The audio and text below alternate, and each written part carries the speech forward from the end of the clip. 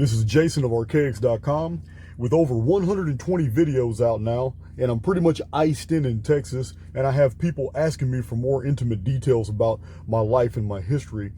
I decided to sit down and go ahead and share with you some information about who I am and what led me to the discoveries that I have made, basically what drives me, and I hope you enjoy this presentation. Now, a year ago, I put out a video. It was my second video called Simulation Theory, and I made many promises about what kind of information I was going to deliver, and I hope that some of you will go back and look at that video and see that I have indeed kept my promises, and that you will see that other things that I have dictated and I have asserted will also come about as well, as I'm able to release more and more material. Now, when I say that, I am not someone who is researching data to disseminate it and give it to you. This is stuff that I have done years ago, and some of it I'm just now being able to put together. I have thousands of pages of notes, and it's by virtue of very long incarceration, having spent a very significant amount of time of my life behind bars.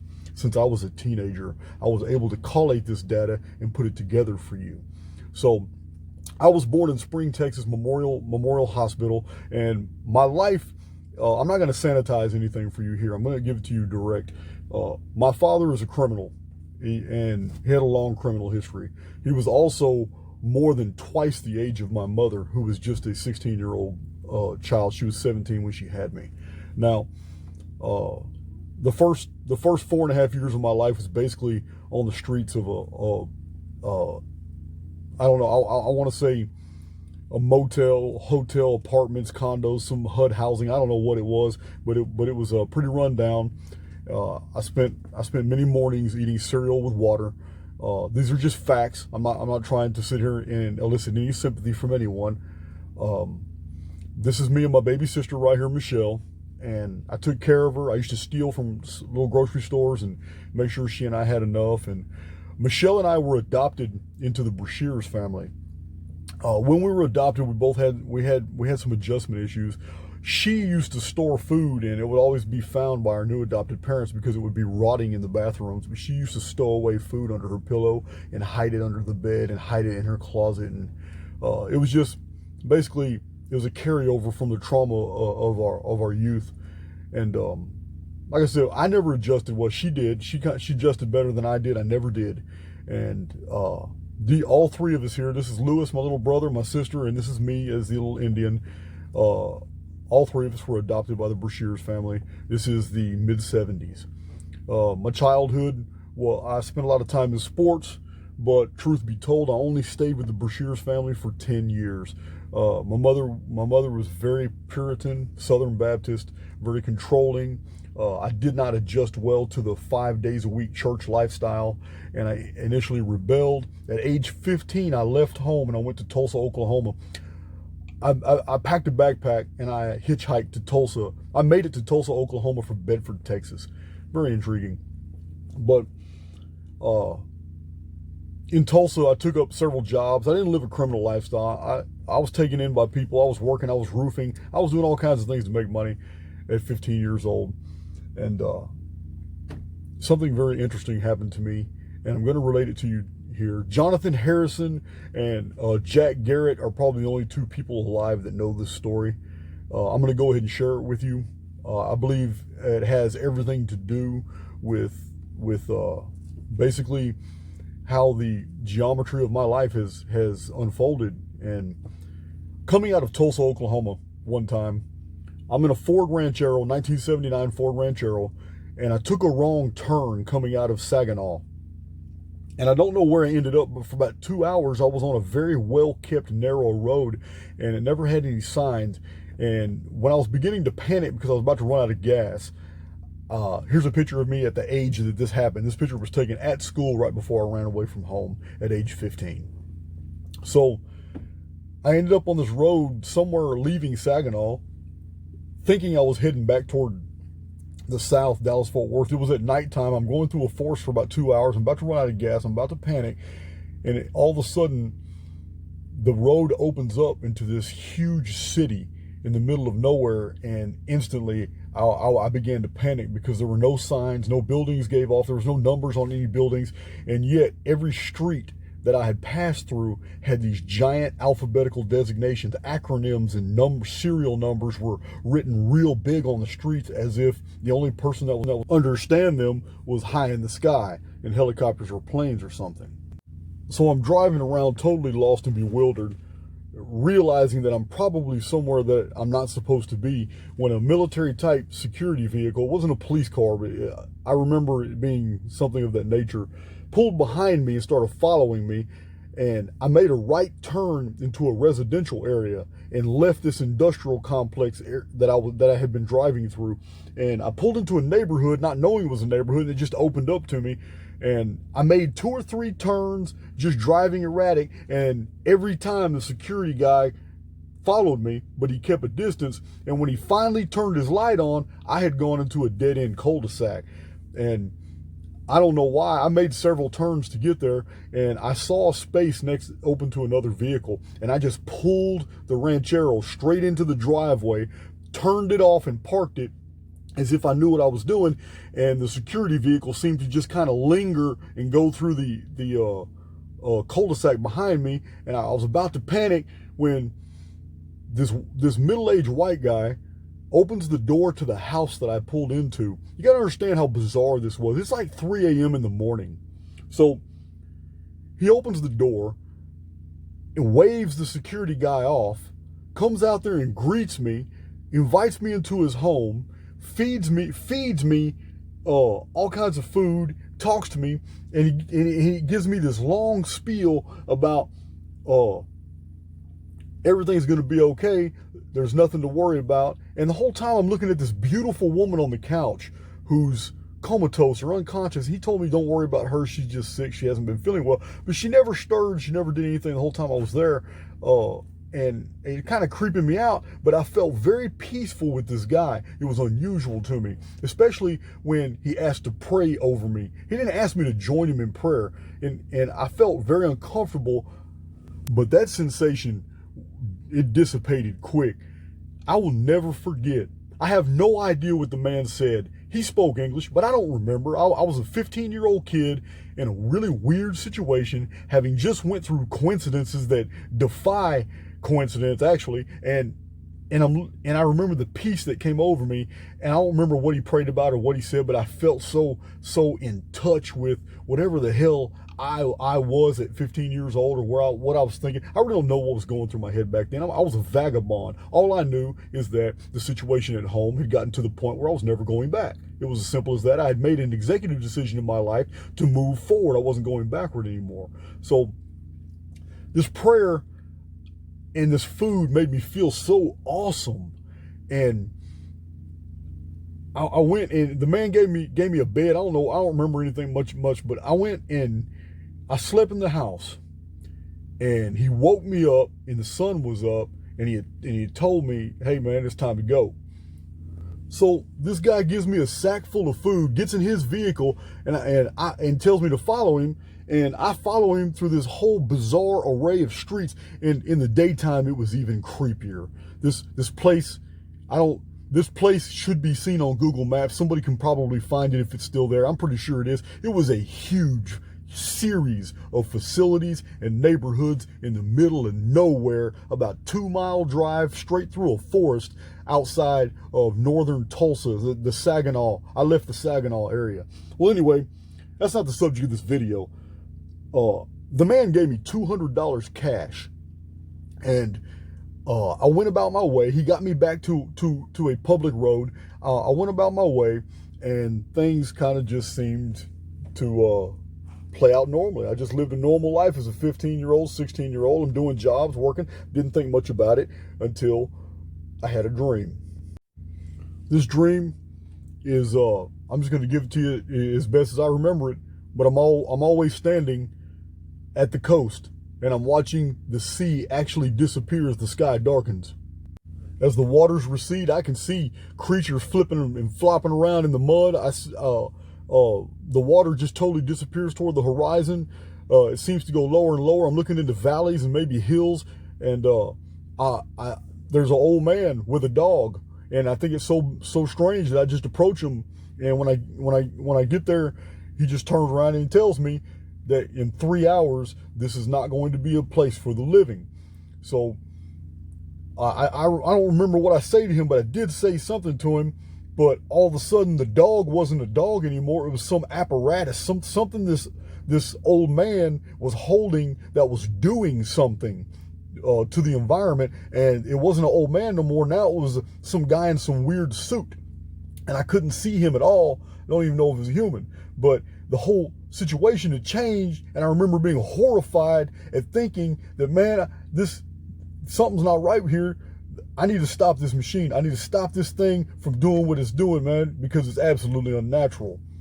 So right then and there, I throw caution to the wind, and I'm about to just jump on him or attack. I don't remember what I'm going to do, but I remember feeling that I got to do something. I'm going to do it. So I just started, and that's when the ground started shaking. And I remember getting so scared that I run away from the beach as the sky turns red and everything is like it's an earthquake I'm moving through, but it's not really stopping me from moving. And the sand seems to be vibrating, and it's raising up off the ground, and it's stinging my shins. And I'll always in the dream that way. And the reason I'm telling you this is because I had this dream 3 times in a 2-year period, and it never changed. It was always the same. And I don't know why. I'm just going to tell you right now that I've always suspected that dream was connected to my experience outside of Saginaw. I don't understand what the connection would be, but it's there.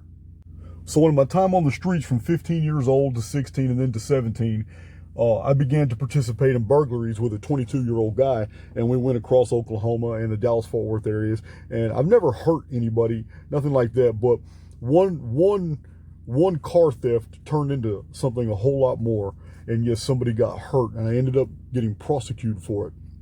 Now, to make a long story short, during my incarceration in the Harris County Jail, this happened in Houston, incidents occurred that turned my potential boot camp sentence into a 7-year sentence. Further incidents occurred, some of them beyond my control, that turned that into an even longer sentence. I ended up going to the Texas Department of Criminal Justice. Now, I'm not here to justify my actions. I said I was a criminal. I 100% embrace that history. It is a part of the architecture of my personality and who I am. I am a rebel, and I'm 100% confident in the things I convey to those that I teach. And because I've lived through that life, I've lived through the experience, I'm able to counsel people because I have seen the darker aspects of reality. I have watched men hold their entrails. I have talked them into going to the other side. I have sit on rec yards side by side with men that were bleeding to death, and I calmly talked them as they passed over. I said, this is just something that had become a part of my life. It is something that I experienced, and it has a lot to do with who I am and my ability to convey information, because people know that I'm coming from a place of truth. I have no interest in deceiving people. I gain nothing from it. It's I don't need to corrupt the value of one's judgment on the information that I convey to them by embellishing or by even just outright lying. It's you're going to find that a lot on YouTube. You're going to find that a lot in people's published books. But I don't have no need to do that, because my life is already it's so different than most people experience. I don't have to sit here and lie about the details. I spent 15 years in maximum security, but I spent 26 years and 48 days in Texas prison. And believe me, I don't have to sit here and tell you everything I saw. You've seen the movies, you've seen the television shows. So you got to separate fact from fiction. But during that incarceration, I was able to amass such a tremendous collection of data. I do not believe that there is anybody else on this rock that has had that opportunity. It's the nonfiction books that I had collated and read, the data that I had mined surpasses anything I have come across in other YouTube channels. It was during this incarceration that dream took on a new meaning for me, and I began to put together a basic timeline of world history that made that dream take on context for me. That I'm not promoting the supernatural here. I'm not promoting anything like that. I am suggesting that my visit to that facility in wherever that place was, that prayer that that man made over me basically set my fate. I don't believe that someone with just an ordinary IQ of moderate intelligence could have put together this massive chronicon, this chronology of events showing over 10,000 different events the way I have done it. And I offer it free on Archaix.com in the PDF files. And my videos are always supplementing it with more and more data. But I don't believe that I possess a modicum of more intellect than anybody else. Something else has been driving me to this end. So we'll go ahead and fast forward to 4 years ago, a little over 4 years ago, on December 20th of the year 2016, I was released from prison at 43 years old. So that drive that compelled me in prison to research and to read and collect all this information and continue to send these packets home, these packets of data home, is that I was reunited with when I was released. That drive never ceased. You would think that a man who spent over a quarter of a century in a prison cell would want to get out and party, would want to womanize, would want to go out, but nothing, none of that. There is something in me that compels me forward to make sure this information is received by enough of the public that in the event anything ever happens to me, the information's out there and I'm good. There's no other way to explain how a man could release 120 something videos in less than a year like I have done. Some of the videos having the content that they have, the Archaix.com content, have friends like Matthew Devereaux release it all on Facebook and still have time to work full time. So in the rest of this video, I'm going to show you exactly what I've been doing for 4 years. It's going to be pretty interesting for those of you who are interested in me and how I came about the information and basically the rhythm of my ways, how I live my life. This is over 100 and something pictures is here. I'm sorry for the length that this video is going to require, but many of you have asked for this. So since I'm iced in today, that's exactly what I'm going to do. I'm going to give you what you asked for. One of the qualities that has enhanced my publishing is that I'm very artistic. And as you can see here, my pen and ink drawings, these are original pen and ink drawings right here. And I use them in my Archaix a lot. It's for different stuff. Some of them are parts of book covers or illustrations in books. That interest in art in prison was definitely in tattooing. Here's my tattoo gun collection right here. Many of the tattoos that I have on my body were all completely drawn by me. Some of them have some astronomical meaning to them. Some of my research is encoded within the tattoos that I've drawn. Some of them are just male bravado, inability to carry a knife, so I tattoo one on me. I'm really into symbolism, the astrological meanings of the time of my birth and stuff like that, wicked gestures. You can see it all here. So when I get out of prison, my family gives me 2 vehicles as a pretty much get out of prison present. One of them was a vintage classic. This one right here, it's a Cadillac Ferrari hybrid. As a matter of fact, you can see the Ferrari symbol here in just a minute. It's a 1993 Cadillac Alante made by Pininfarina and Ferrari. I enjoyed that car for the first 14 months of my freedom. It's a great ride. Very expensive parts. 32 valve V8 North Star engine. I loved it. But during my incarceration, it was always my passion to get a Harley. And I got the new updated Fat Boy 2018 when it first came out, the new updated version. And here it is right here, pictures of my beautiful bike. And I had a real terrible accident on this bike, and it almost killed me. And it cost me a fortune. Between medical bills, I was in bed for 40 days. I went to the emergency room, ER. They pulled rebar out of my arm. I flew 65 feet through the air, totaled the bike, had to have the bike fully restored. Medical bills, I had to sell the Cadillac Alante to a collector. He really wanted it anyway, just to catch up on my bills and all that. And I had to sell my Mercedes ML 430 as well. And hey, it happens. It's life. After I was healed, I wasn't fully recovered, but actually going to work in a pipe yard in Splendora, Texas. I started at the bottom and I worked my way all the way up to a CNC pipe threader machinist, which was the most delicate machine that they had, the most important. If you don't get the thread count right, it's going to mess up all the pipes and all your orders, and you're going to lose your Chevron contracts and all that. So I worked myself from the bottom to the top, and then it was time to leave Splendora. I learned all I could. I'm a very fast learner. And once I had mastered the pipe threading and the CNC machines, I moved up to the Vulcan facility in Tomball, Texas, oil and gas. I began to working at Vulcan. I started at the bottom as well in shipping and receiving. By the time I had left, 11 months later, I had mastered the longitudinal fin machine. I'm a machinist by trade. There's nothing with intricate parts I really can't figure out. If I can't reverse engineer it. But these are pictures of me at the actual Vulcan facility right here. I did a little bit of everything.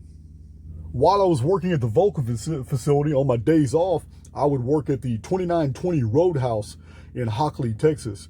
It is owned by Kelly Burmaster, and I pretty much fell in love with him and his family. Really good people. They have a really nice operation going on. They have weathered the storm. These are people that would give you the shirt off their back. But it was time for me to move on, and although I've maintained some really good friendships with the family, I'm just not... This inner drive that compels me since I was a teenager has not stopped, and I am further compelled to move forward in the dissemination of information that I possess, that I know that is of great value to people, or will be in the very near future. Yeah, here's Santa, aka Kelly Burmaster, spending a little too much time on my baby right here. So in my 16th year in prison, I received a publishing contract from Booktree Press in San Diego. This is Paul Tice, the owner of the publishing company. Now, Booktree Press will send free catalogs to anybody if you call 1-800-700-TREE. They're out-of-print books, over 100 years, 1,000 titles. It's awesome. My first book was Lost Scriptures of Giza, which is about the secret to the Great Pyramid.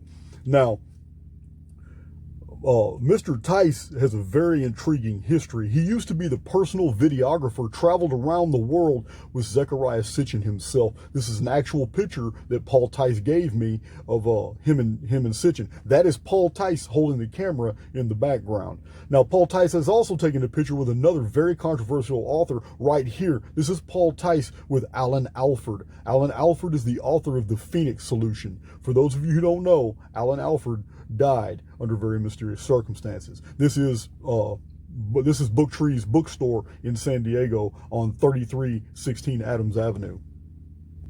Out of this wealth of data that I mined from over 1,300 and something nonfiction reference books that were sent to me by different people, some of them I bought, some of them I ordered, some of them I trade other prisoners for, and believe it or not, the Texas prison system has books in their libraries. Some of them are over 100 years old, and I spent my entire incarceration, when I wasn't getting in trouble or causing mischief, actually data mining. So data mining is the reading of materials and extracting. I'm sitting here by pen and ink and filling tablets up, recording the author, the source material, dates of publications, and the page number of where the information was from. And I just data mine all this data, and then if I see parallels and patterns, I put it together and I write these books. Now, many of the books you're looking at right now have not been published because I work full time. It's going to take a team. I need an editor and stuff like. Maybe it'll never get done. I don't know. Maybe it will. Who knows? Maybe next year somebody will give me $50,000 and we'll hire a team, and in 6 months we'll put out 20-something books. Whatever happens, happens. I'm very confident though that I have put out enough information in my 120-something YouTube videos to where this information is not going to be lost. Backing it up in different venues like Reddit and Matthew Devereaux's Facebook page and the Archaix.com information. I have so much still yet to be put into a format and published that would really blow your mind to see all this material in one place. It's really quite fascinating.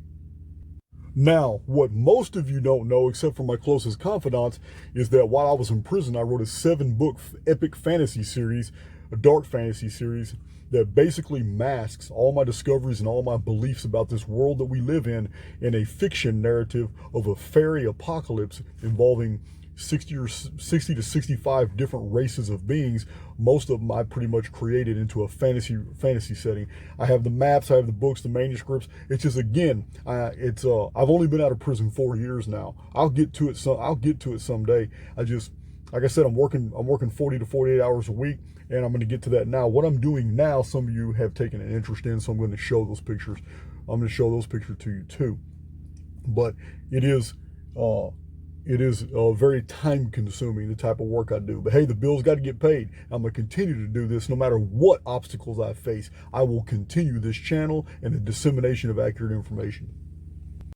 Some of you also that I'm in private communication with and emails and all that, you're also very aware that in the course of my studies in ancient history and the studying of the actual mathematical construct that I call reality, this holospheric reality that we live within, and studying the physics constants that govern these protocols that are causal, that form the basis of cause and effect, that I have, over a period of time, I have developed what I call the Opus algorithm, which is basically a way to hack reality. And I have given many demonstrations in private, and I have published many in our sports algorithms, in our Game Seer and NFL algorithms, and these were done in advance before the games, and it's irrefutable. There's no way to contest this because it was sent to several different people and published online as well. But I'm not going to get into the details of that. You can watch the videos. Now, all I want to say is it has consumed a tremendous amount of my time doing this, and it detracts and takes away from my real effort of putting out the Great Pyramid, the Phoenix, the Anunnaki timelines, these things that are absolutely relevant, not because they happened in ancient history or are factual, but because they have everything to do with what's about to unfold in the next 22 years. So while the Opus algorithm is very fascinating, soon maybe I'll get a team together and we'll be able to sell it, do something. Right now I just don't have the time. I just keep everything backed up on flash drives. In order to make more time for myself, I abandoned the oil and gas industry and the machinist trade because it's a fixed schedule and it disallows for any creativity. It disallows for me to be able to come home and do anything. So I started pressure washing, and I started my own company called Woodlands Residential Pressure Wash, which quickly turned into something else. These are actual pictures of jobs I did. You see, I'm a visual recorder. I record almost every aspect of my life visually. But pressure washing led into an entirely new field of work that I had never anticipated that I would do, but has been lucrative, and I've been able to pay the bills, and yet also have a flexible schedule enough to where I can release these YouTube videos. Now, I've also, on Lake Conroe, I've also used my pressure washer to wash out boats, prepare boats, even basically refurbish them. So I stopped pressure washing and I formed a new company called Paradise Rock Gardens. I basically do what other landscapers don't want to do and mess with the heavy rocks. It was a learning process at first. I started small, but now I'm doing flagstone services, sometimes up to 1,400 square feet. Every picture you see is something that I did myself. Paradise Rock Gardens is pretty much my breadwinner now. This is how I pay my bills and gives me a flexible schedule enough to where I can release YouTube videos and still continue some of my research, even though a lot of it's on the back burner.